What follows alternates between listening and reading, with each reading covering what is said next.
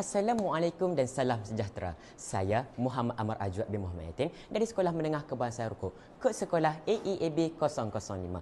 Pada hari ini saya akan menyampaikan ucapan yang bertajuk 5 ciri murid sejahtera.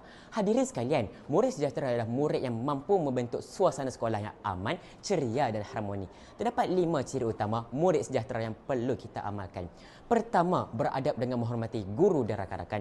Kedua, berilmu dengan rajin menuntut ilmu demi mencapai kejayaan. Ketiga, berkemahiran dalam berkomunikasi dan penyelesaian masalah supaya mampu menghadapi cabaran dengan baik. Selain itu, murid sejahtera juga berdaya tahan dan tidak mudah berputus asa apabila menghadapi kegagalan.